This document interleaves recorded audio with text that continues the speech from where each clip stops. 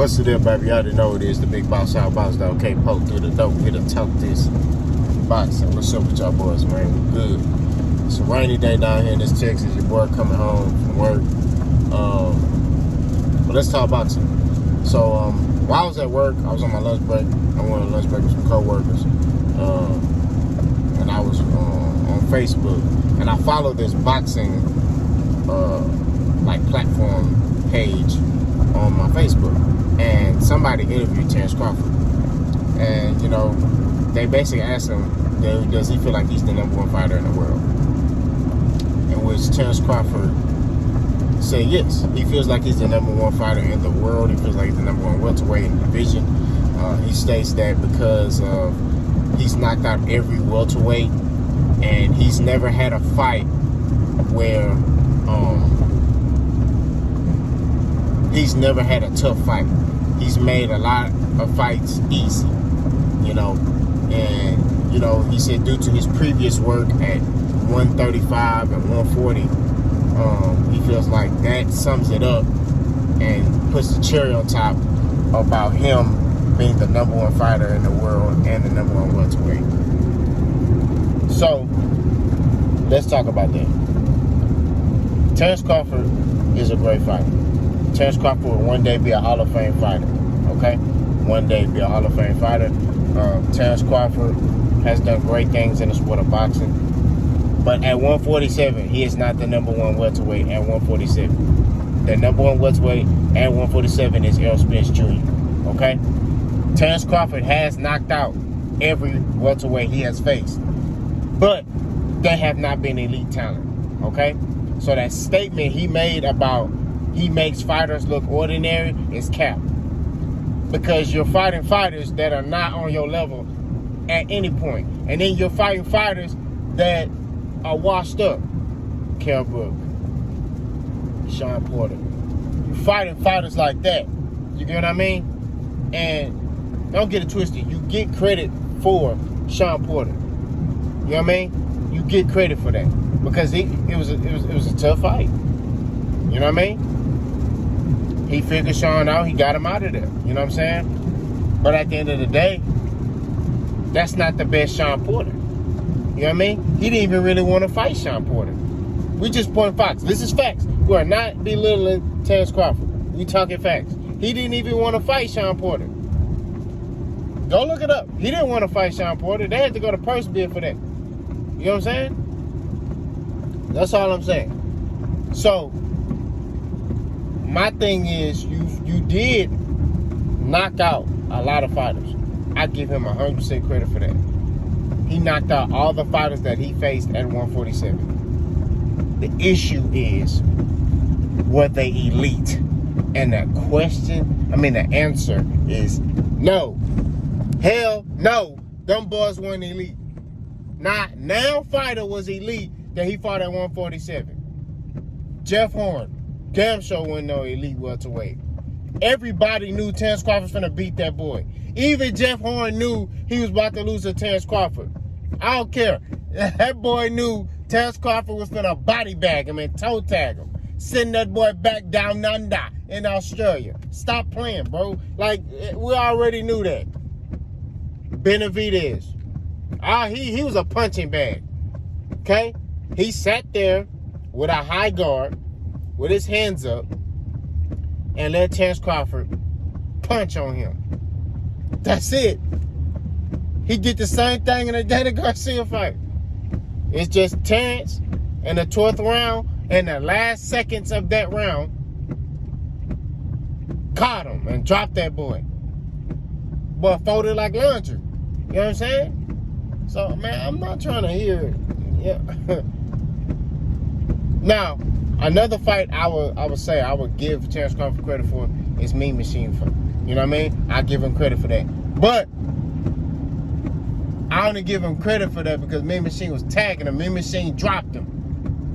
And he made the fight harder than what it was because he was fighting in southpaw when he should have just went orthodox and boxed the brakes off that boy. He would have stopped Mean Machine earlier than that. So that fight really went that way because Terence Crawford stubbornness. He's stubborn. That's just what it is. So, I do think Terence Crawford is a good fighter. Terence Crawford should be on the pound for pound list. I agree with that. But you're not the number one welterweight. You gotta beat the number one welterweight, and that's Errol Spence. Okay? A lot of people have a lot of issues with Errol Spence's resume, right? They try to nitpick. So, I'll use 3 fights out of Terence Crawford's 10 fights that he had at welterweight. Kell Brook, Sean Porter, and Ugas trumps all 10 fights that Terence Crawford had. Now, you got people that sit there and say, oh, well, Terence Crawford, he fought Kell Brook, and he knocked him out sooner than Errol Spence. Okay. Let's entertain that. So, he knocked out Kell Brook sooner. Okay?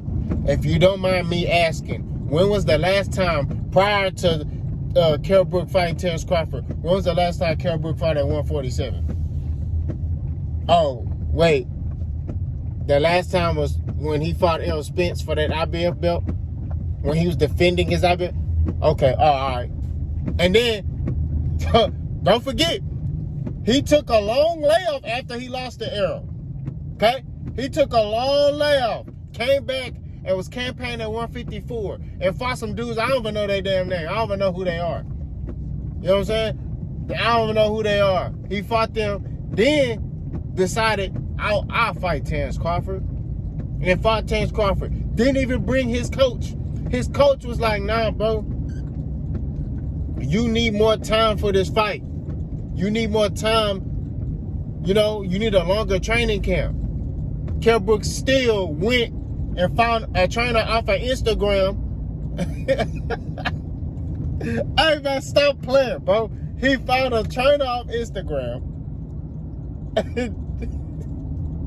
He found a trainer off Instagram and then fought Terence Crawford. And low-key was giving Terence Crawford the business. Until at, 4th round? When Terence caught him with a straight shot. Bah! And it was like, no. It's over. You know what I mean? I'm not trying to hear that stuff, bro. Like, I need to keep going, bro. You know what I'm saying? Like, look, at the end of the day, Terence Crawford is a hell of a fighter. Nobody taking nothing away from him. But he's not the number one welterweight. Now, personally, if he feels like that personally, hey, much respect to him. He's a fighter. And from a fighter's perspective, you should feel like that. But the problem is, Terence Crawford and the rest of his minions will sit there and try to tell you that he's the number one welterweight and he's done more at welterweight. Like Roy Jones Jr., like James Toney, that sat there and said that Errol Spence needs to do more at 147 because Terence Crawford has done more at welterweight. Are you fucking kidding me, bro? Like, come on, man. Like, get off the gas, bro. Like,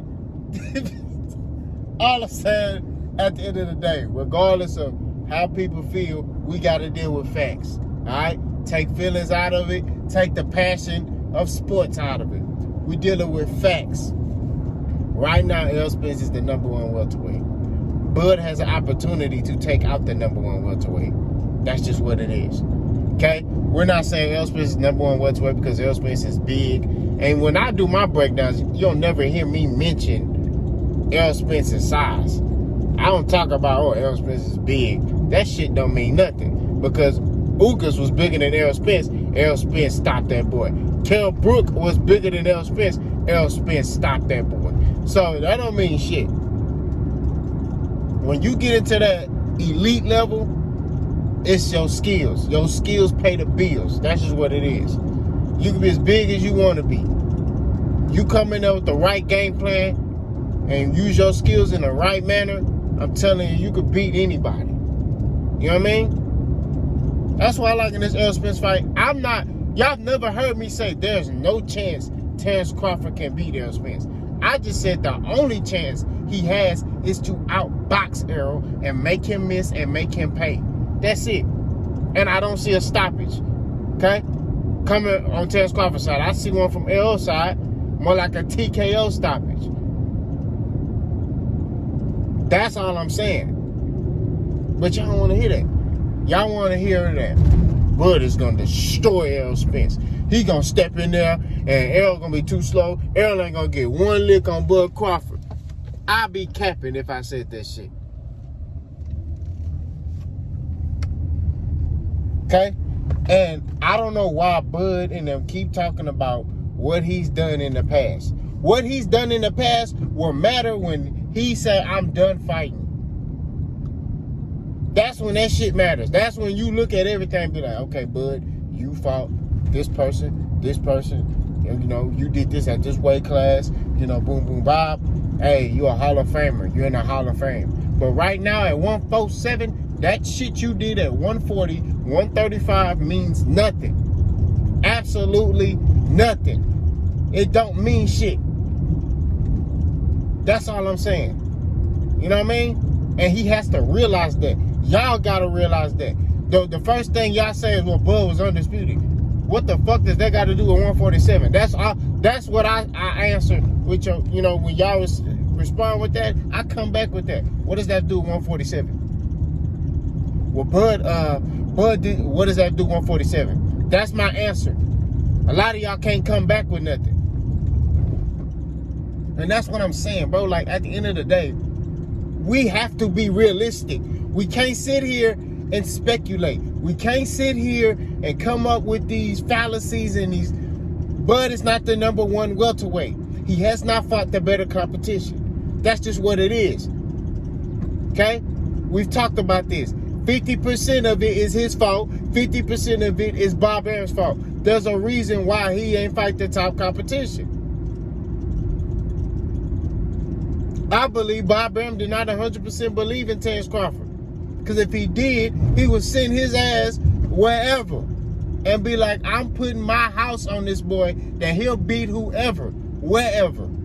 I don't give a damn if he was fighting on the zone, your home, riding on chrome, going off the dome. It don't matter. That boy Bob Arum will put a stack behind that boy and be like, yo. And he still will have Terence Crawford on top rank. That's all I'm saying, bro. That's all I'm saying. But that still don't take away from Terence Crawford being a great fighter. He's a great fighter. The dude is skilled. We ain't taking nothing away from that. Right? All I'm saying is his only way to beat Errol Spence is to outbox him. If he sit there and come in that motherfucking ring against Errol Spence and try to stand there and go toe-to-toe, blow for blow, dog for dog with that boy from DeSoto, Texas, he's getting stopped. I'm telling you, it's not smart. Y'all motherfuckers don't be thinking. Y'all thinking on some macho man shit. This boxing shit, you can't fight off emotion. This boxing shit, you can't do macho man shit. This boxing shit is mental. You gotta be smart. That's why Floyd Mayweather is 50 and whatever, he 50 and 0 or 51 and 0, wherever he is. You know what I'm saying? He was smart. He knew, like, shit, I can't stand toe-to-toe with this motherfucker. So I'm going to outbox him. If he would have stood toe-to-toe with Madonna, he would have lost. If he would have stood toe-to-toe with Robert the Ghost Guerrero, he would have lost. He knew this motherfucker can't outbox me.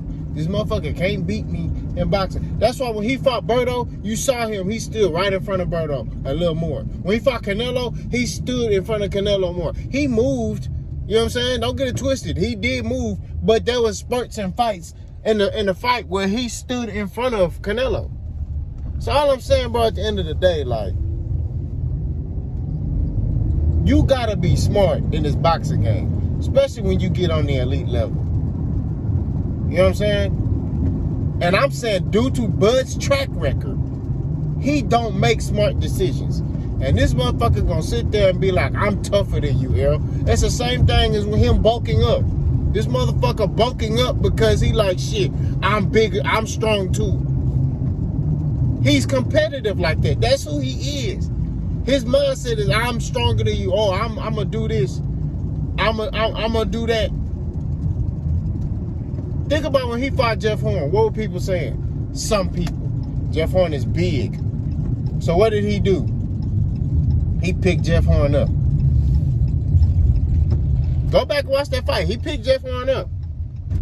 And he even said somewhere, he was like, yeah, I want to show Jeff Horn that, you know, how strong I am. I want to show him that I'm strong too.